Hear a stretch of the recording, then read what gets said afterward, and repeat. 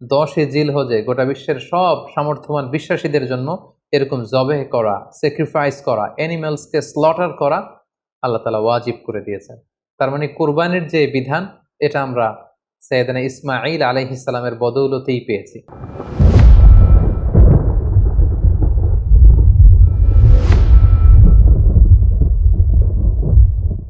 আসসালামু আলাইকুম ওয়া রাহমাতুল্লাহি ওয়া বারাকাতুহু।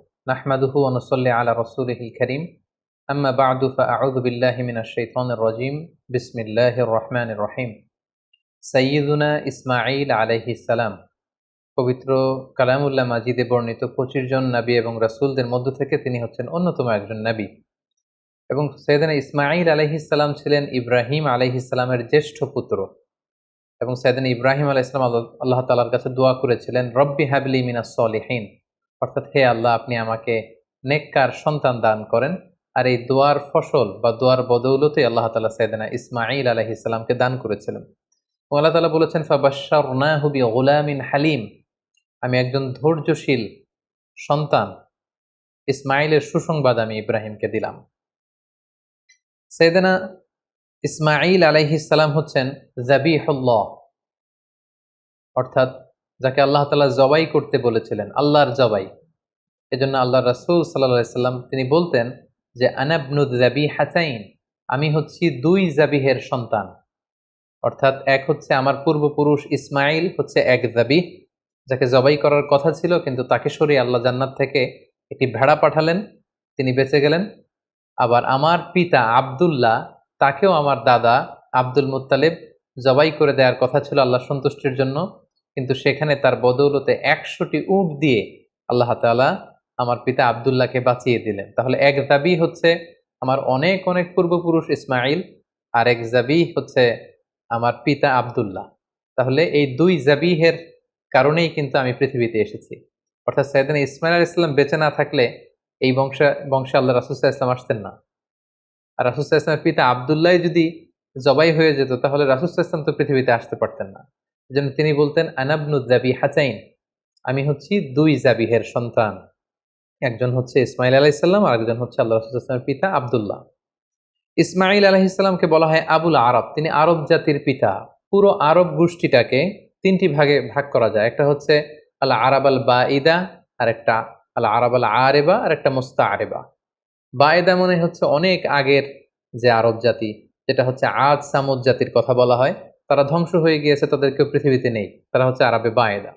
আরেকটা হচ্ছে আল আরাব আল আরেবা, যারা হচ্ছে অরিজিনাল আরব, যাদেরকে কাহতানি বলা হয়।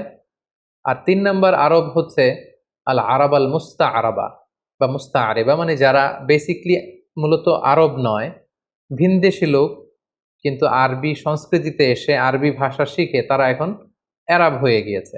আরব জাতিগোষ্ঠীর এই বিশেষ শাখাটির ফাউন্ডার হচ্ছে, আর আরাব আল মুস্তাআরাবার ফাউন্ডার হচ্ছে সাইয়েদনা ইসমাঈল আলাইহিস সালাম। এজন্য ওনাকে বলা হয় আবুল আরব, আরব জাতির পিতা। এবং রাসূলুল্লাহ সাল্লাল্লাহু আলাইহি সাল্লাম তিনি কিন্তু ইসমাঈল আলাইহিস সালামের বংশে আগমন করেছেন, তাই তিনি হচ্ছেন বানি ইসমাঈল। আর ইয়াকুব আলাইহিস সালামের পরবর্তী বাকি সব নবী হচ্ছে বানি ইসরাঈল। সাইয়েদনা ইসমাঈল আলাইহিস সালাম এমন একজন নবী যার বদৌলতে আমরা জমজমের কুয়ার পানি পেয়েছি। যে কুয়ার ব্যাপারে রাসূল সাল্লাল্লাহু আলাইহি ওয়াসাল্লাম বলেছেন, ইন্নাহা তুআমু তুমিন ওয়া শিফাউ সুকমিন, জমজমের পানি এটা যেমনি মানুষের ক্ষুধা নিবারণ করে, আবার এটা মানুষের রোগ বালাই থেকে শিফা দান করে।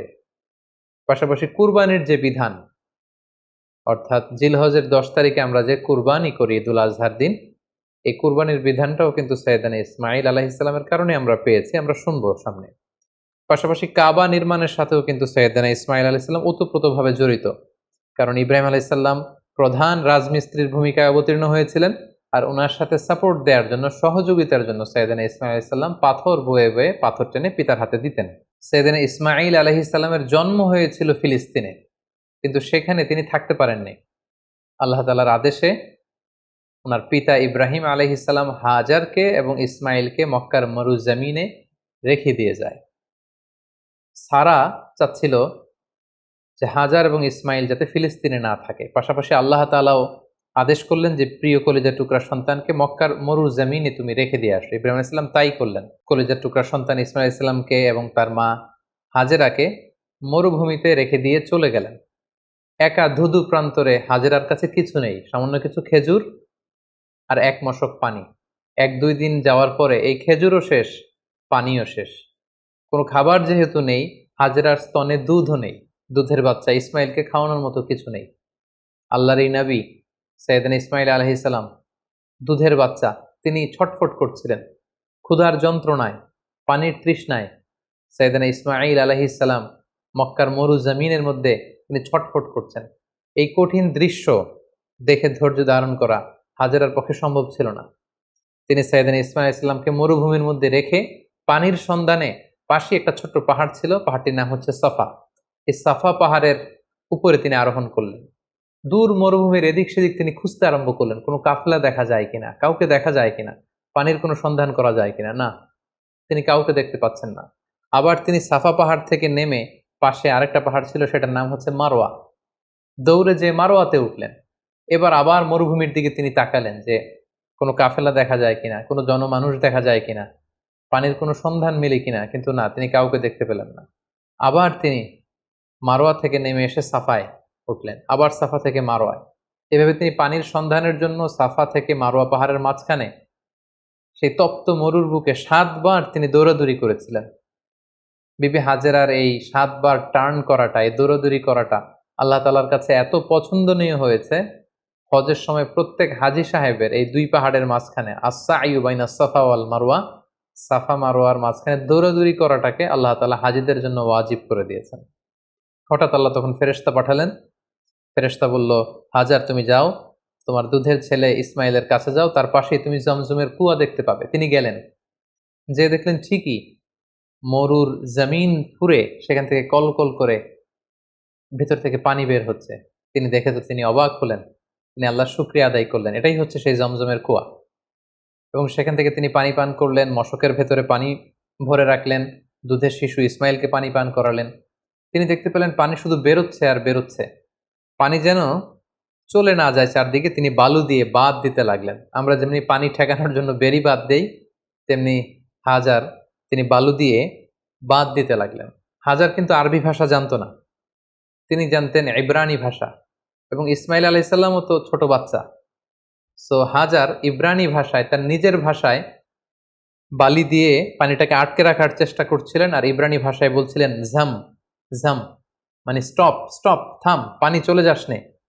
তিনি পানি আটকানোর জন্য বাদ দিয়ে নিজের ভাষায়, ইব্রানি ভাষায় তিনি বলছিলেন ঝাম ঝাম, মানে থাম থাম। তো ওনার মুখনিসৃত এই ঝাম ঝাম শব্দ দুইটা আল্লাহ তাআলার এত ভালো লেগেছে, কিয়ামত পর্যন্ত এই পানির কুয়ার পানির নাম আল্লাহ তাআলা এটাকে জামজামের কুয়ার পানি হিসেবে নাম করে দিলেন। সুবহানাল্লাহ বিহামদিহি। ইন দ্য মিন টাইম, ইয়ামান থেকে একটি ব্যবসায়ী কাফেলা পাশ দিয়ে যাচ্ছিল। কাফেলাটির নাম হচ্ছে জুরহুম, জুরহুম গ্রুপের একটি কাফেলা, জুরহুম কওমের। তারা হঠাৎ করে মক্কার আকাশে পাখি দেখতে পেল। এর আগে কখনো মক্কার আকাশে তারা পাখি দেখেনি। আর আরব এলাকায় কোনো এলাকার উপর দিয়ে পাখি ওড়াউড়ি করা মানে সেখানে পানির অস্তিত্ব রয়েছে। কাফেলার প্রধান বলল, এখানে পাখি আসলো কোত্থেকে?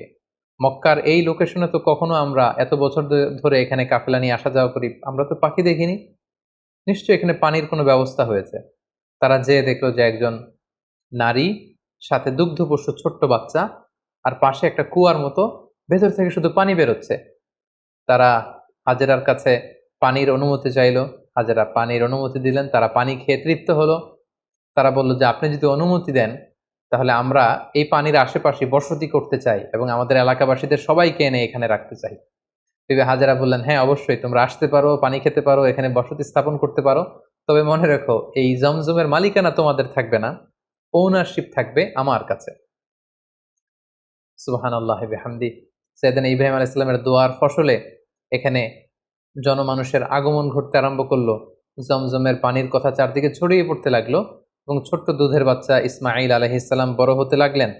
এবং সাইয়েদুনা ইসমাঈল আলাইহিস সালাম এই জুরহুম গোত্রের লোকদের কাছে তিনি আরবি ভাষা শিখলেন। তাদের ছেলে মেয়েদের সাথে তিনি বড় হতে লাগলেন। অরিজিনালি তারা ছিলেন ইব্রানি ভাষার লোক, কিন্তু এখানে তিনি আরবি ভাষা শিখে ফেললেন। সাইয়েদনা ইসমাঈল আলাইহিস সালাম এই জুরহুম কওমের লোকদের কাছেই বড় হতে লাগলেন। সেখানকার ছেলে মেয়েদের সাথে তিনি কথা বলতে বলতে আরবি ভাষা শিখে ফেললেন। উনি ছিলেন ইব্রানি ভাষার মানুষ, কিন্তু তাদের কাছ থেকে তিনি আরবি ভাষা একেবারে পরিপক্ক হলেন। তার বয়স যখন 13 বছর, ঠিক তখন আল্লাহ তাআলা তার পিতা সাইয়েদনা ইব্রাহিম আলাইহিস সালামকে স্বপ্নে দেখালেন যে, ইব্রাহিম, তুমি তোমার সবচাইতে পছন্দনীয় বস্তুটি আল্লাহর রাস্তায় কুরবানি করো।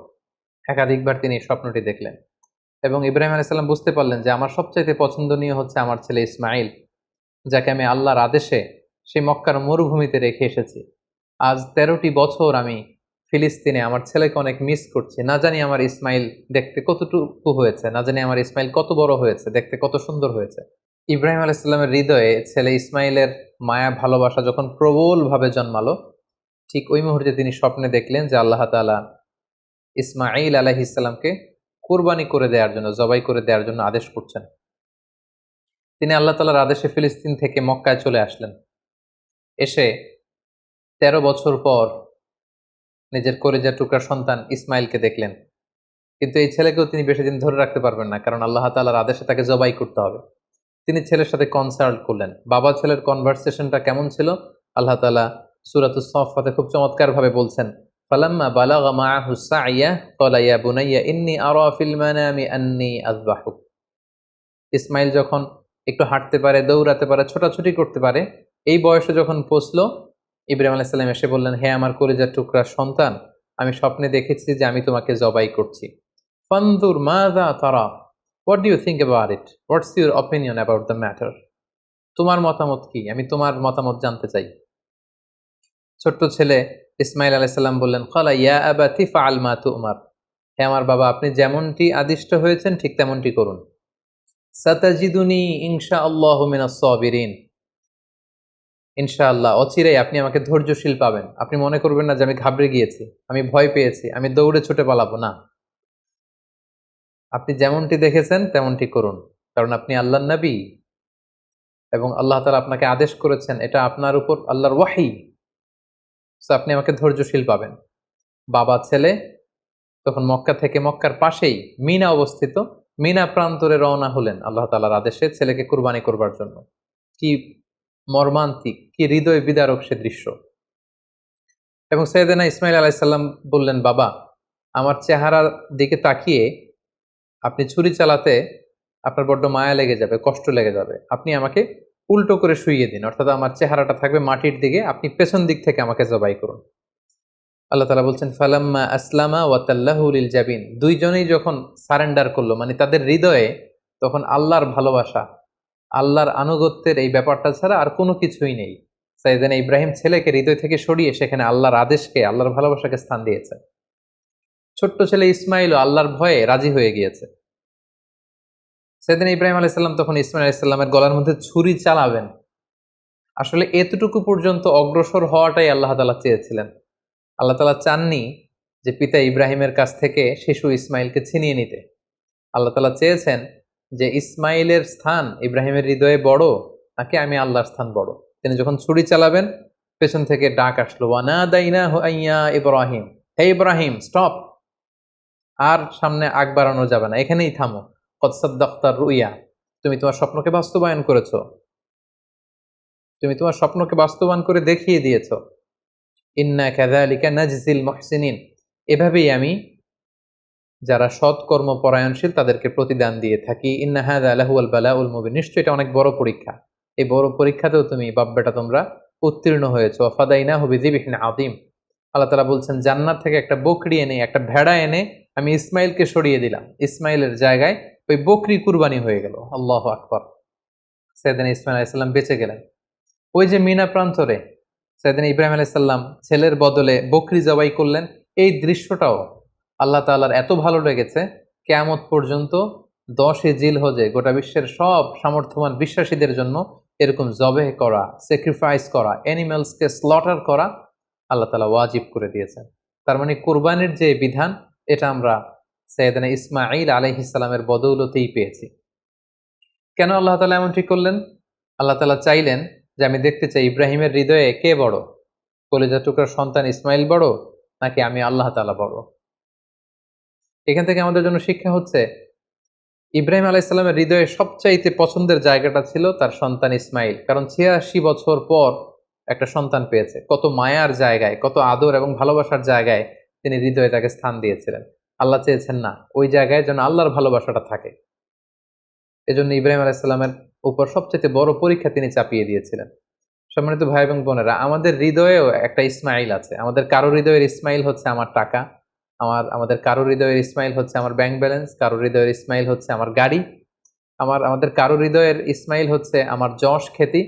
আল্লাহ তাআলা দেখতে চান যে সব কিছুকে আমরা আল্লাহর ভালোবাসার বিনিময়ে স্যাক্রিফাইস করতে পারি কিনা, কোরবানি করতে পারি কিনা, আল্লাহর জন্য সবকিছুকে আমরা উজাড় করে দিতে পারি কিনা। এটাই হচ্ছে কোরবানির শিক্ষা। সাইয়েদেনা ইসমাঈল আলাইহিস সালামকে নিয়ে যখন হাতে ছুরি নিয়ে বা হাতে ছেলেকে নিয়ে যখন বাপ বেটা মিনা প্রান্তরে রওনা হয়েছিল, এই দৃশ্য যেন, এই দৃশ্যায়ন যেন না ঘটে, এই সিনারি যাতে না ঘটে, তারা যেন আল্লাহ তাআলার ভালোবাসায় আরো এক ধাপ যাতে এগিয়ে যেতে না পারে, পেছন থেকে শয়তান অনেকবার টেম্পটেশন করেছিল। তাফসিরে এসেছে যে মোট 3টা জায়গায় টেম্পটেশন করা হচ্ছিল। ইবলিস বলছিল যে, ইসমাইল তুমি যেও না, তোমার বাবা তোমার গলায় ছুরি চালিয়ে দেবে, ফিনকি দিয়ে রক্ত বেরোবে, তুমি সহ্য করতে পারবে না, তুমি ছুটে পালিয়ে যাও। সাইয়েদনা ইসমাঈল আলাইহিস সালাম তখন ঠিক সেই জায়গাতেই মাটি থেকে পাথর নিয়ে শয়তানের দিকে ছুড়ে মেরেছিল। কিছু দূর যাওয়ার পর আবার শয়তান এসে ধোঁকা দেয়। ইসমাঈল আলাইহিস সালাম, ইব্রাহিম আলাইহিস সালাম তারা পাথর ছুড়ে মেরেছিল। তিনটি জায়গায় ওনারা আল্লাহ তাআলার পক্ষে শয়তানের বিরুদ্ধে পাথর নিক্ষেপ করেছিল। এই দৃশ্যটাও আল্লাহ তাআলার কাছে এত ভালো লেগেছে, কিয়ামত পর্যন্ত পৃথিবীর সকল হাজীদের জন্য জামরাতুল আকাবা, আল কুবরা, আল বুস্তা, আস সুগরা, এই 3টা জায়গায় 7টা করে 21টা পাথর মারা সব হাজীদের জন্য আল্লাহ তাআলা ওয়াজিব করে দিয়েছেন। তার মানে এই জমজমের বরকতময় পানি, পৃথিবীর সব পানি খেলে শুধু তৃষ্ণা মিটে, আল্লাহ রাসূল সাল্লাল্লাহু আলাইহি ওয়াসাল্লাম বললেন জমজমের পানি খেলে ক্ষুধাও মিটে যায়। এটা পেলাম আমরা সাইয়েদনা ইসমাঈল আলাইহিস সালামের বদৌলতে। আমরা কুরবানির বিধান পেলাম ইসমাঈল আলাইহিস সালামের বদৌলতে। এবং তার মা হাজেরার দৌড়াদৌড়ির কারণে এখানে সাফা মারোয়াতে সাই করার বিধান আমরা পেলাম। এবং তিনি শয়তানের বিরুদ্ধে শক্ত অবস্থান জানান দেওয়ার জন্য যে পাথর ছুঁড়ে মেরেছিলেন, এটার মাধ্যমে আমরা রমিউল জিমার, হাজী সাহেবদের যে কঙ্কর নিক্ষেপ করতে হয় 3টি স্থানে, সেটি আমরা পেয়েছি। সম্মানিত সুধী, সাইয়েদনা ইসমাঈল আলাইহিস সালাম যখন প্রাপ্তবয়স্ক হলেন, তিনি জুরহুম গোত্রের একটি মেয়েকে বিয়ে করলেন। এখন আমরা ওনার জীবনের 2টি বিবাহ নিয়ে কথা শুনবো, যেটি সহিহ বুখারীতে এসেছে। তিনি যখন বিয়ে করলেন, অনেকদিন পর তার মা হাজেরা মারা গেল। অনেকদিন পর সাইয়েদনা ইব্রাহিম আলাইহিস সালাম ফিলিস্তিন থেকে কলেজের টুকরা সন্তান ইসমাঈল আলাইহিস সালামকে দেখতে আসলেন। মক্কায় এসে তিনি দেখলেন যে ইসমাইল ঘরে নেই, আছে তার স্ত্রী। তিনি স্ত্রীকে জিজ্ঞেস করলেন, তোমরা কেমন আছো? স্ত্রী উত্তরে বলল, না, আমরা খুব একটা ভালো নেই। তিনি বললেন, তোমার স্বামী ইসমাইল কোথায়? স্ত্রী বলল যে তিনি বাইরে গিয়েছেন রিজিকের অন্বেষণে। তোমাদের দিনকাল কেমন চলে? বেশি ভালো চলে না, খাবার দাবার না বেশি একটা সুবিধার না। মানে কমপ্লেইন আর কমপ্লেইন, যেটা শুনে বৌমার এরকম কথা শুনে তিনি নিজের পরিচয় গোপন রাখলেন, কিন্তু বৌমার এরকম কথা শুনে তিনি পছন্দ করলেন না। তিনি বললেন, তোমার হাজবেন্ড ইসমাইল যখন বাসায় আসবে, বলো যে একজন বৃদ্ধ লোক এসেছিল, আমার পক্ষ থেকে সালাম বলো, আর বলবে যে তোমার ঘরের দরজার চৌকাঠটা যেন সে পাল্টে ফেলে, এই কথা বলে দিও। তিনি চলে গেলেন, ইসমাইল আলাইহিস সালাম আসলেন। স্ত্রী বলল, একজন বৃদ্ধ লোক এসেছিল, তোমাকে সালাম দিয়েছে, আর তিনি বলেছেন ঘরের দরজার চৌকাঠ যেন পাল্টে ফেলো। এই বাক্যটা কিন্তু অনেক ইঙ্গিতপূর্ণ একটা বাক্য। এটা নবীর বলে যাওয়া বাক্য, আর নবীর কথা নবী বুঝে। কারণ ইসমাঈল আলাইহিস সালাম উনিও ভাবী নবী, মানে অচিরেই নবী হতে যাবেন। উনি বুঝতে পারলেন যে সেই বৃদ্ধ লোক তো আমার বাবা ইব্রাহিম, আল্লাহর খলিল ছাড়া কেউ নয়। ইসমাঈল আলাইহিস সালাম বলল, কি বলো তুমি, আমার বাবা এই কথা বলেছে? স্ত্রী বললেন, হ্যাঁ, আপনার পিতা এই কথা বলেছে। তুমি কি করেছিলে? তিনি বললেন যে আমি অনেক কমপ্লেইন করেছি যে আমাদের খাবার দাবারের সমস্যা, আমি অসন্তোষ প্রকাশ করেছি। সাইয়েদনা ইসমাঈল আলাইহিস সালাম বললেন, তুমি চিনোনি, সেটা ছিল আমার জন্মদাতা পিতা ইব্রাহিম আল খালিল, এবং তিনি যে ইঙ্গিত সূচক বাক্য বলেছে এর মানে হচ্ছে আমি যেন তোমাকে তালাক দিয়ে দিই, আমি তোমাকে ডিভোর্স দিলাম, তুমি তোমার পরিবারের সাথে যে মিলিত হও, আমার সাথে তোমার থাকার আর কোনো সুযোগ নেই। বাবার দিক নির্দেশনা পেয়ে সাইয়েদনা ইসমাঈল আলাইহিস সালাম প্রথম স্ত্রীকে তালাক দিলেন। সেই জুরহুম গোত্রের অন্য একটি মেয়েকে তিনি কিছুদিন পরে বিয়ে করলেন। আবারও অনেক বছর পর আল্লাহ তাআলার আদেশে সাইয়েদনা ইব্রাহিম আলাইহিস সালাম আবার ফিলিস্তিন থেকে ছেলেকে দেখতে আসলেন। কিন্তু কি আশ্চর্যের বিষয়, ওই দিনও ইসমাঈল আলাইহিস সালাম বাড়িতে নেই। সহিহ বুখারীতে এসেছে, তিনি বাড়িতে জিজ্ঞেস করলেন যে ইসমাইল কোথায়, স্ত্রী বলল যে তিনি বাইরে গেছেন রিজিক অন্বেষণের জন্য। তিনি জিজ্ঞেস করলেন তোমরা কেমন আছো? মেয়েটি উত্তরে বলল নাহনু বি খাইরিন ওয়া সা, আলহামদুলিল্লাহ, আল্লাহ আমাদের অনেক দিয়েছেন, শুকর আলহামদুলিল্লাহ, বেশ ভালো আছি। ওয়া আসনাত আলাল্লাহ, এবং আল্লাহর শুকর গুজার হলো, আল্লাহর প্রশংসা করলো, তার মনে কোনো কমপ্লেইন নেই, শুধু শুকর গুজার। তিনি জিজ্ঞেস করলেন মা তুআমুকুম, তোমাদের খাবার দাবার কেমন চলে? ক্বালাত আল্লাহাম, তিনি বললেন আলহামদুলিল্লাহ, আমার স্বামী শিকার করে নিয়ে আসে গোশত, আমরা গোশত খাই, পানি খাই, এটাই আমাদের খাবার। ইব্রাহিম আলাইহিস সালাম এই কথা শুনে খুব খুশি হলেন। ফাকাল আল্লাহুম্মা বারিক লাহুম ফিল লাহমি ওয়াল মা, আল্লাহ তুমি এই ফ্যামিলিতে বরকত দাও, তাদের গোশত এবং খাবারে তিনি বরকত দাও। তিনি বললেন তোমার স্বামী যখন ফিরবে আমার সালাম বলো, আর বলবে ফখরাই আলাইহিস সালাম মুরি ইউসবিতু আতাবাতা বাবি, আর তোমার স্বামীকে বলো এখন ঘরের দরজার যে নতুন চৌকাঠ এটা যেন কখনো না পাল্টায়। ইসমাইল ইসলাম ফিরে আসলেন। স্ত্রী বললেন এক বৃদ্ধ লোক এসে তোমায় সালাম বলেছে আর বলেছে ঘরের দরজার চৌকাঠ যেন কখনো না পাল্টায়। ইসমাঈল আলাইহিস সালামের কথা শুনে তিনি বেজায় খুশি হলেন। তিনি বললেন তাই, যিনি এসেছিলেন তুমি কি জানো এটা কে?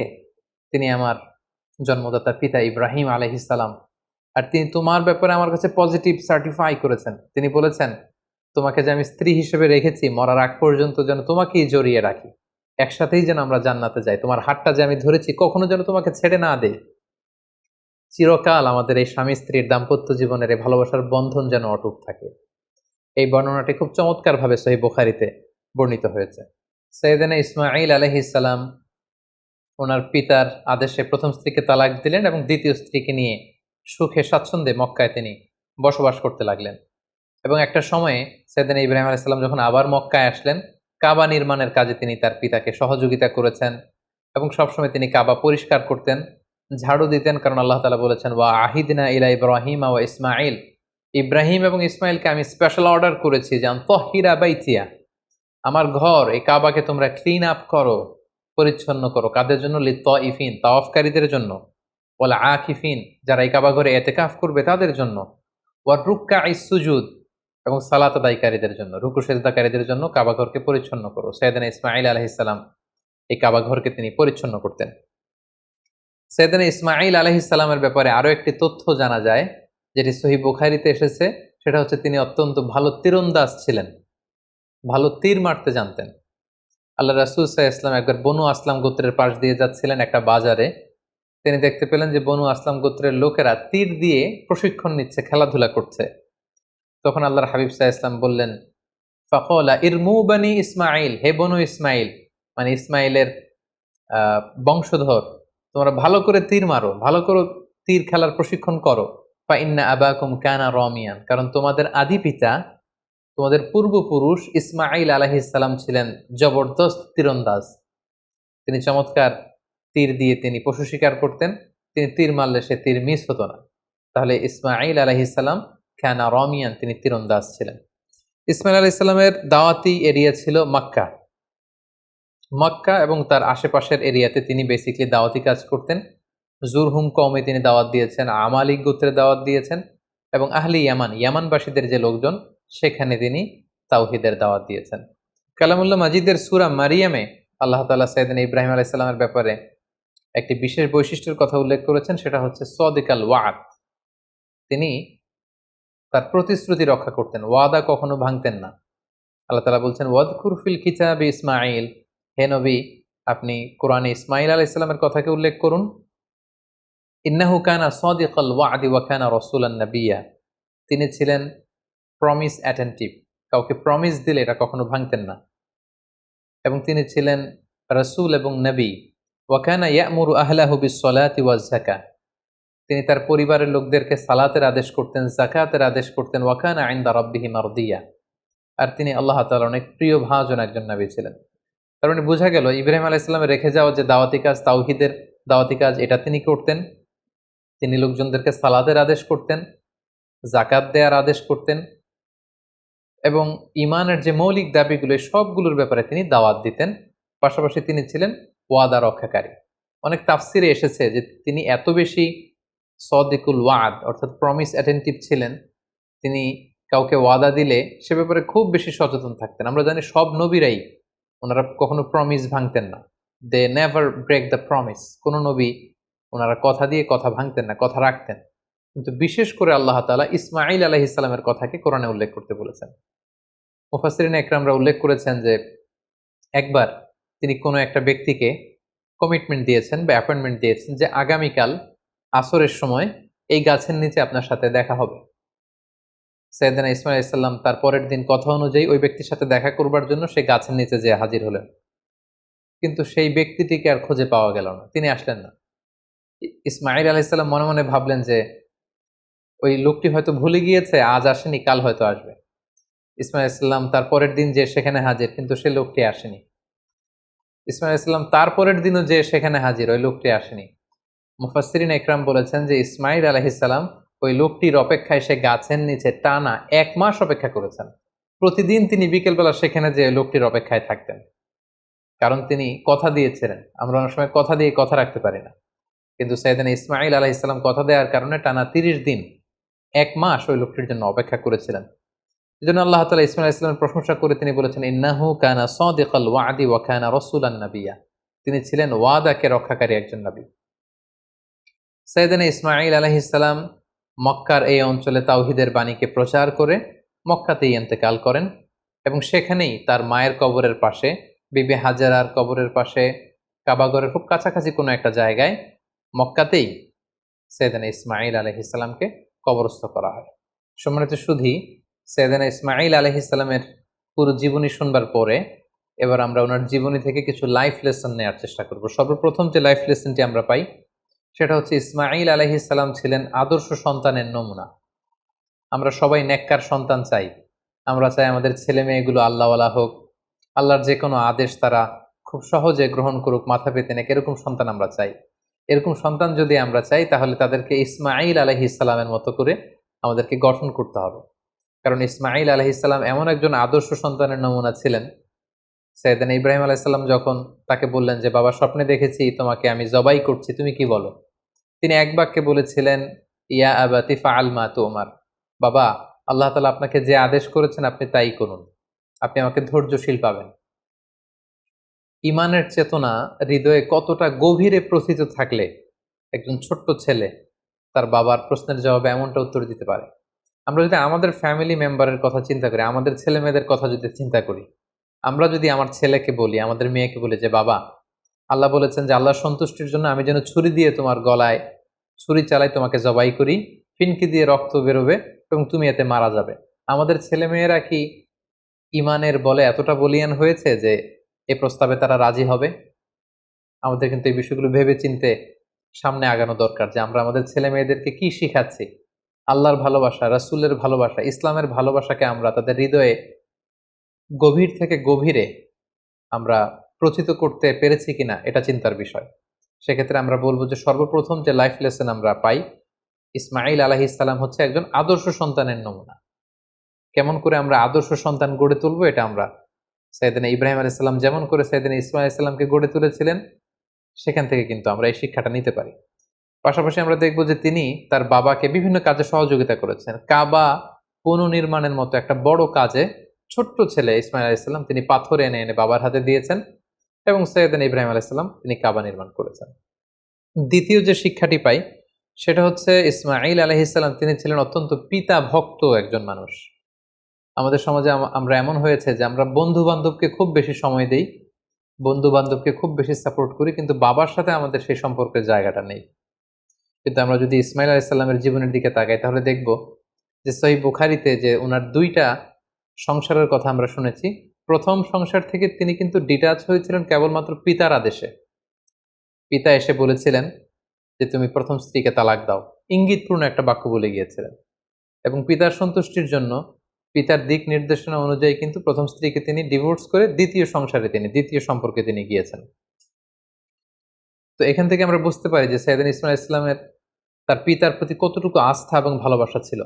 কারণ তিনি বুঝতে পেরেছেন যে আমার পিতা আমার খারাপ চাইবে না এবং তিনি নবী, আমার পিতা হচ্ছে আল্লাহর খলিল। সো নিশ্চয়ই আমার স্ত্রীর আচরণে, কর্মকাণ্ডে এমন কিছু তিনি পেয়েছেন। তিনি অনেক ভিশনারি ছিলেন, অনেক ভেবেচিন্তে নিশ্চয়ই আমার বাবা এটা বলেছেন এবং সাথে সাথে তিনি দেরি করেন। এটা শোনার পরে স্ত্রীকে বলেছেন তুমি তোমার ফ্যামিলি মেম্বারদের কাছে চলে যাও, তোমার ফ্যামিলিতে যে তুমি থাকো, আমি তোমাকে সম্মানের সাথে বিদায় করে দিচ্ছি। তাহলে এই যে পিতা ভক্ত হওয়া এবং বাবার সাথে ছেলের যে একটা গভীরতম সম্পর্ক, যেটা আমাদের এই ইট পাথরের সমাজে আমরা অনেক মিসিং দেখতে পাচ্ছি। ছেলে মেয়েদের সাথে বাবার সেই সম্পর্কের জায়গাটুকু নেই, বাবার সাথে ছেলে মেয়েদের সেই বোঝাপড়ার জায়গাটুকু নেই। ছেলেমেয়েরা হয়তো বাবাকে সেরকম খুব কাছের মনে করে আপন করে নিতে পারছে না, যেখানে বাবা ছাড়া অন্যদের কাছে যে তারা পরামর্শ চাইছে, অন্যদেরকে তারা খুব কাছের মনে করছে। তো আমরা যদি আমাদের সন্তানদের সাথে আইস ব্রেকিং করে সুসম্পর্ক গড়ে তুলতে চাই, আমরা কিন্তু সাইয়েদনা ইব্রাহিম এবং তদীয় সন্তান ইসমাইলের সাথে কি সম্পর্ক তারা করেছিলেন সেখান থেকে শিক্ষা নিতে পারি। ইসমাইল ইসলামের জীবনে থেকে সর্বশেষ যে শিক্ষাটুকু পাই সেটা হচ্ছে তিনি খুব পরিশ্রমী ছিলেন, অত্যন্ত পরিশ্রমী ছিলেন। তার প্রমাণ, তিনি কাবা নির্মাণে বাবাকে সহযোগিতা করেছেন। তার আরো একটা প্রমাণ, দুইবার তার বাবা যখন এসে তাদের খোঁজ খবর নিতে এসেছিলেন, একবারও ছেলেকে ঘরে পাননি। তার মানে ঘর কোণে ছেলে ইসমাইল ইসলাম ছিলেন না। তিনি অত্যন্ত হার্ডওয়ার্কিং ছিলেন, পরিশ্রমী ছিলেন। শিকারের জন্য উনি তীর নিয়ে, ধনুক নিয়ে তিনি বাইরে বের হয়ে যেতেন। এবং পৃথিবীর প্রতিটি নবী কিন্তু পরিশ্রমী ছিল। এবং আল্লাহ রাসূল সাল্লাল্লাহু আলাইহি ওয়াসাল্লাম আমাদেরকে জানিয়েছেন যে ইসমাইল ইসলাম খুব ভালো তীর নিক্ষেপ করতে জানতেন, তীর ছুটতে জানতেন। তিনি বড় তীরন্দাজ ছিলেন, শিকারী ছিলেন। এবং বাআসাল্লাহু নাবিয়্যান ইল্লা রাআল গানাম, পৃথিবীতে এমন কোন নবী তো আল্লাহ পাঠান নাই যারা ছাগল চড়ায়নি। আর ছাগল চড়ানো, রাখালের কাজ করা, এটা যে কত কষ্টের, এটা যে কত পরিশ্রমের, আমরা একটু চিন্তা করলেই বুঝতে পারি। তাহলে আমরা বুঝতে পারলাম যে প্রত্যেক নবীরাই খুব পরিশ্রমী ছিলেন। তারা কর্ম করে, পরিশ্রম করে নিজেদের জীবিকা উপার্জন করেছেন। So, আমরা যারা নবীদের অনুসারী বলে নিজেদেরকে দাবি করি, আমরা যেন হার্ড ওয়ার্কিং করি, আমরা যেন পরিশ্রম করি, তাহলেই উন্নতি সমৃদ্ধি আমাদের হাতে এসে ধরা দিবে। আল্লাহ তাআলা আমাদের সবাইকে কথাগুলো বুঝবার এবং নবীদের দেখানো পথে নিজেদেরকে পরিচালিত করবার তৌফিক দান করুক। হাযা মা ইনদি ওয়াল ইলমু ইনদাল্লাহ আলাইহি তাওয়াক্কালতু ওয়া ইলাইহি উনীব। ওয়াসসালামু আলাইকুম ওয়া রাহমাতুল্লাহি ওয়া বারাকাতুহু।